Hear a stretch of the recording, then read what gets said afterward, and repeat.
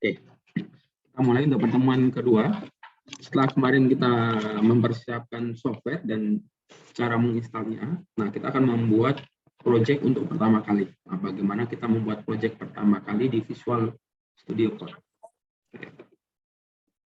Untuk membuatnya, yang pertama kita pasti buka Visual Studio Code-nya dulu. Kita akan buka Visual Studio Code. Nah, setelah dibuka, tampilannya akan seperti ini. Ya. Tampilannya akan seperti ini. Nah, kemudian setelah kita lihat sebelah kiri ini adalah menu-menunya. Nah, yang langkah pertama adalah kita harus buka terminal. Ya. Kita buka terminal. Karena di Visual Studio Code ini kita tidak ada menu untuk membuat project baru.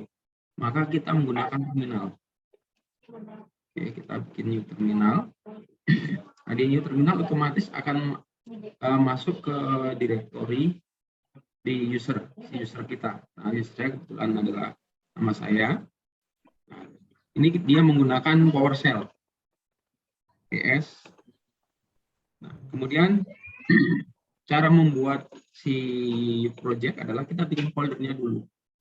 Untuk cara bikin folder, kita harus tahu cara membuat perintah-perintah di terminal yang simple.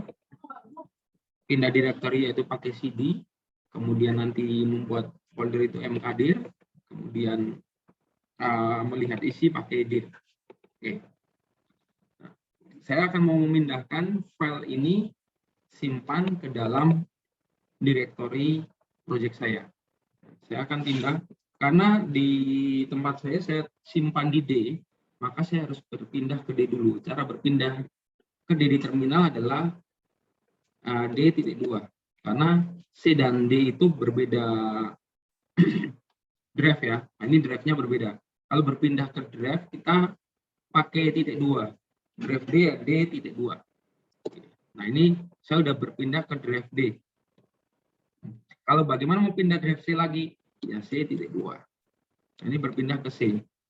Nah, karena lokasi saya di D berarti D.2. Nah, bagi yang hanya punya lokasi C, ya jangan berpindah. Kalau pakai D.2 nanti nggak akan ketemu, akan error. Kalau hanya di drive-nya itu hanya ada C. Oke, kita contoh yang di drive C, C.2. Nah, lebih baik kalau kalian punya hanya C, itu simpan di My Document.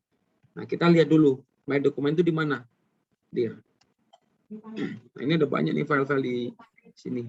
Nah, My Document itu biasanya, ini ada ini. Share, bla, bla, bla.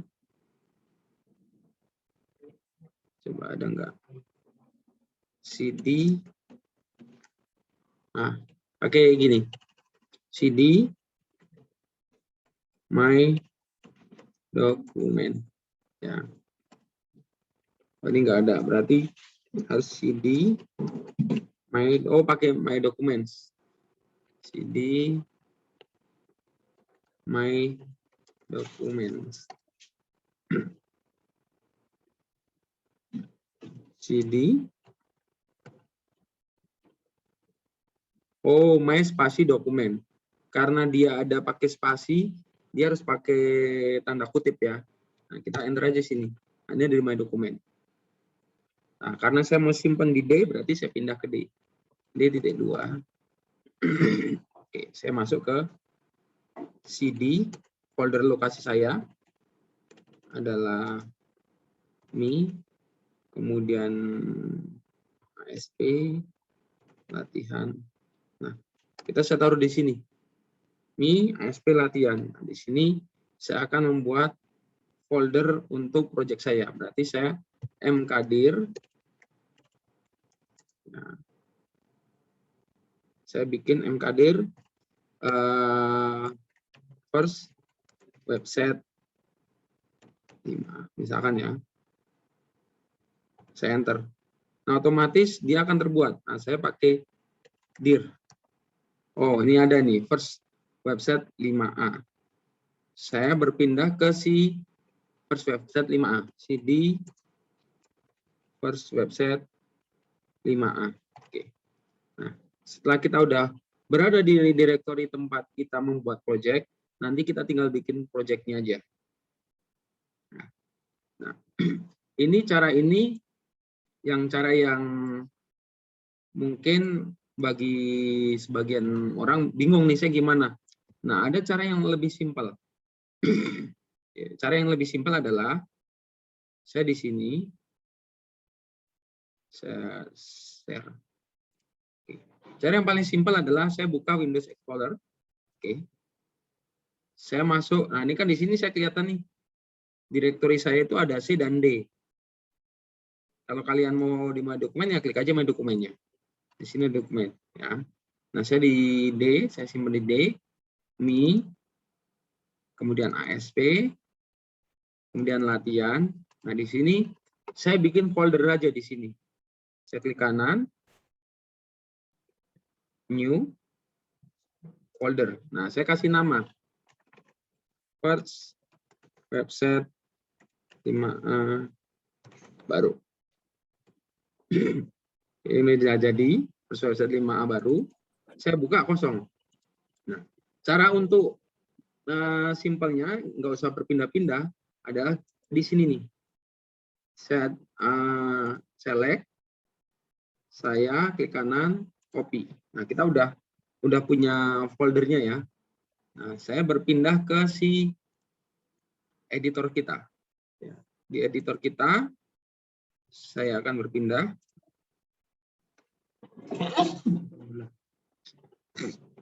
Di sini, misalkan saya balik lagi ke C ya. Waktu saya buka, misalkan buka new terminal lah. Nah, ini kan ada di C. Nah, kemudian caranya adalah kita cd, nah, spasi, ini klik kanan aja, dia otomatis akan nge-paste. Nah, ini folder sudah berada di folder lokasi kita. Kita tinggal enter. Jadi otomatis dia udah tampil folder yang kita mau, ya. Nah, setelah kita sudah punya foldernya, sudah masuk ke dalam folder, langkah berikutnya adalah kita bikin si project baru. Cara bikin project barunya adalah kita menggunakan .NET. Nah, makanya waktu awal pertemuan saya menyarankan dan mewajibkan bahwa .NET harus terinstall dulu, karena .NET yang akan kita gunakan untuk membuat project baru. Nah, kita untuk membuat project website baru, kita pakai .NET, ya, new web app. Nah, jadi kita sudah codingnya adalah .NET, new itu baru, web app, nama projectnya itu adalah web app. Nama projectnya first website baru, kemudian ini adalah perintah untuk membuat .NET aplikasi, web aplikasi, makanya menggunakan .NET new web app. Kita enter, dan dia akan membuat, dan di sini dia akan bikin ASP core web app, successful, kemudian running, kemudian akhirnya restore sukses. Nah, ini kita sudah selesai dengan membuat project. Langkah berikutnya, setelah kita membuat project, yaitu kita buka projectnya. Nah, di sini untuk membuka project, kita tinggal pilih saja. Di sini ada Explorer, kita klik aja Explorer-nya. Di Explorer, kita pilih foldernya. Kita pakai open folder.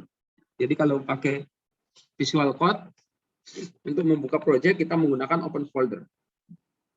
Kita klik open foldernya, dia akan tampil, kita cari. Tadi lokasi kita ditaruh di mana ya? Karena saya dari di D, saya pilih D, saya pilih Mi, kemudian ASP, kemudian latihan. Tadi di 5 website 5A baru ya. Kita pilih select folder. Nah, ini tadi sebelumnya kan kosong, nggak ada isinya. Sekarang udah ada isinya.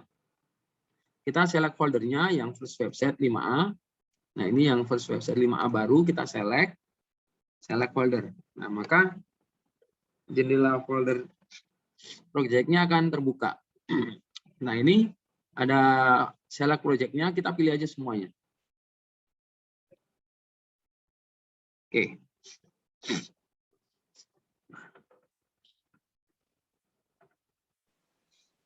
Nah, dia akan tampil dan di sini ada tampilan required asset to bullet and debug are missing from first website. Nah, ini filenya nggak ada kan? Kita tinggal yes aja. Dia membutuhkan si aset untuk nge-build dan ngedebug. Kita yes aja. Nah, maka di sini ada tampil VS Code ya. Nah, ini untuk si build-nya dia. Nah, setelah selesai, ini project udah siap digunakan. Untuk melakukan editing, kita akan fokus di dua tempat ini, yaitu di page ya, dan di www.root. Nah, di page ini fungsinya adalah semua file-file HTML dia ada ditaruh di sini ya. Kemudian kalau yang aset ada ditaruh www.root. Nah, ini asetnya contohnya CSS, JavaScript, kemudian library, ini Bootstrap, jQuery, ini ada di library. Kemudian di ASP.NET Core ini kita menggunakan file CSHTML. Razor-nya itu adalah ini file Razor namanya ya. Razor itu pakai CSHTML. Kemudian yang di bawahnya ada CSHTML. CS itu adalah file untuk coding si ASP.NET Core-nya. Nah, ini contohnya. Yang pertama kali di load pasti adalah index CSHTML. Nah, ini homepage, welcome. Nah, kita tulis saja. Kita misalkan mau di bawahnya. Oke, lagi. Belajar.NET itu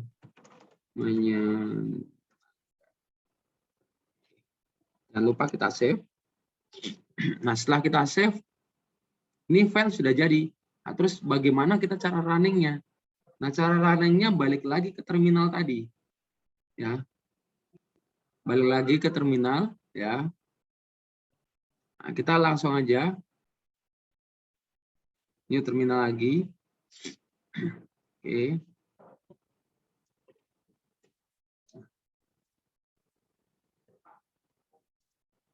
Oke, kita langsung .NET Run. Jadi perintah untuk menjalankan si .NET ini kita menggunakan .NET Run. Nah, kita enter. Otomatis dia akan menjalankan perintah untuk ngeload si .NET kita. Nah, ini dia ada info. Nah, lokasinya di mana? Lokasinya di sini. HTTP localhost 5000 ya. Nah, ini kita buka. Ini HTTP localhost .2 5000. Nah, kita enter aja. Dia akan pindah ke HTTPS karena memang secara default kita akan melakukan redirect ke HTTPS. Kita klik aja advance, continue to localhost. Nah, maka tampilannya akan seperti ini. Di sini first website 5A baru, home, privacy, ini welcome, learn about. Nah, di bawahnya dengan belajar.net itu menyenangkan. Nah, ini kita sudah bisa membuat secara default webnya seperti ini. Ini ada home, ada privacy. Ini memang secara default sudah dibikinkan seperti itu. Nah, ini sangat mudah ya membuat website .NET Core ini. Nah, langkah yang berikutnya kalau kita itu ya kita tinggal edit. Misalnya di sini mau kita tambahkan, yang di halaman home kita tambahkan, kita tinggal edit. Oke. Nah, misalkan Saya mau edit nih. Oke. Nah, di sini saya misalnya mau pakai P lagi. P itu adalah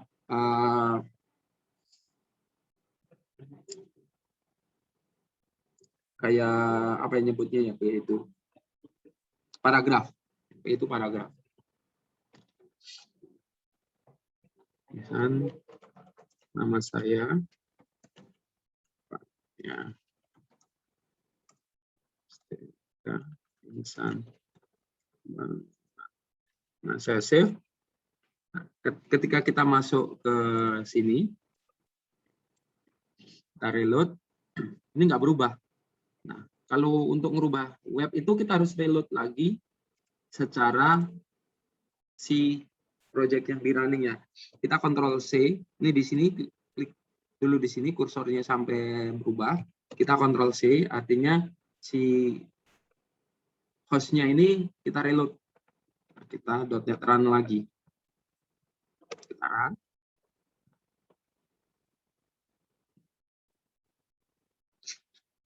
Ini udah, baru kita masuk ke si websitenya. Dia akan berubah. Nama saya Ipang Stinik, pesan pembangunan, belajar net itu menyenangkan. Nah, ini seperti itu, kita bisa edit, nanti bisa ditambahkan mau bikin form seperti apa, itu bisa. Yang paling utama adalah kalian harus bisa ngerunning ini dulu. Setelah kita running, baru kita yang lainnya. Nah, tadi saya mau ngasih lihat bagaimana membuat proyek di Visual Studio. Ternyata Visual Studio saya masih Visual Studio 2015 dan itu tidak support untuk .NET Core-nya. Nah, nanti saya akan install yang 2019. Nanti di pertemuan ke depan saya akan share bagaimana cara membuat proyek di Visual Studio 2019. Oke. Sangat simpel nih. Ini cara ngeditnya nanti juga kalian harusnya sudah paham. Kalau ngedit HTML itu seperti apa. Ini sangat simpel. Nah, di sini di HTML ini dia sifatnya itu parsial ya. Ini hanya model untuk indeks saja. Tapi kenapa kok tampilannya bisa banyak? Nah, ini nanti kita jelaskan. Di sini tuh ada berbagai folder, ada layout segala macam. Nah, itu nanti akan kita jelaskan. Oke. Yang mau bertanya silahkan ya. Yang mau bertanya.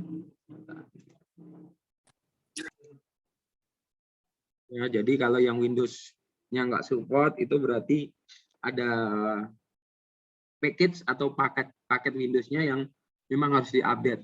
Dan itu berkaitan dengan .NET-nya. Jadi memang yang bikin kenapa nggak bisa itu karena .NET-nya itu harus membutuhkan, contohnya yang di Windows 7 kan harus yang udah SP ya. Ada build update-nya. Biasanya kalau mau install itu memang ada pilihan untuk suruh update. Nah, kalian kalau ada pilihan untuk update, update aja Windows-nya. Oke, silakan yang mau bertanya lagi. Atau yang sekarang udah nyoba, silakan dicoba cara membuatnya. Yang paling simpel itu yang tadi saya pakai Explorer copy ya. Kan kalau pakai terminal kadang pada bingung. Yang paling tercepat dia pakai copy folder saja.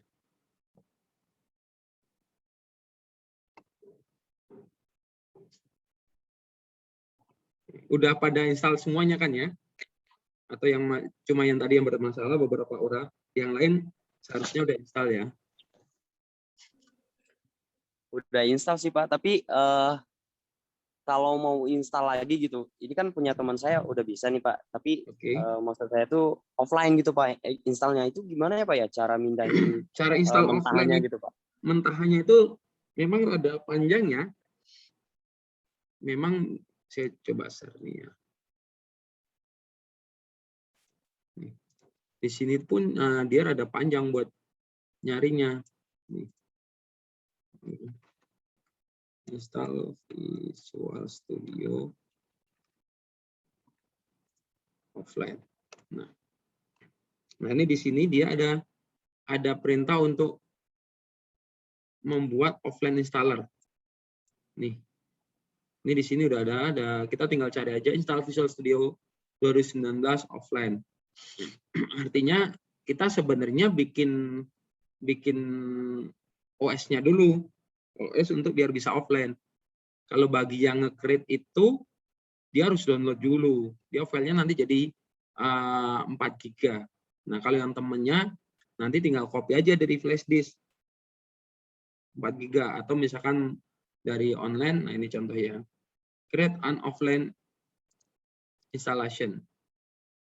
Kalau punya saya adanya 2015 yang offline-nya. Nah ini, create an offline installation of Visual Studio. Nah ini ada perintahnya. Pertama ya memang kita harus download dulu. Download untuk si filenya ya. Nah ini, file yang dibutuhkan ini 7 GB nih. Ya. Kemudian setelah itu kita bikin bootstrap-nya. Ini Visual Studio kita download dulu si 2019 bootstrapper. Kemudian, nah ini kita pilih nih. Ini mau yang mana? Kalau community ya pakai yang community. Kemudian kita bikin local install cache-nya. Nah, ini pakai perintah nih, pakai .NET. Ini kan filenya yang di-download tuh ada di sini nih. CSV layout nih. Nah, kita pakai perintah ini aja. Ini perintah ini kita lakukan. Ya. Nah, kalau mau komplit yang pakai ini. Nah, ini file yang di-download yang ini nih, yang atas ini. Ini Enterprise, Community, ya kita pakai yang itu. Kemudian setelah jalankan ini, dia akan menjalankan tuh beberapa kali. Nah, kalau sudah selesai, nah kita pakai yang ini.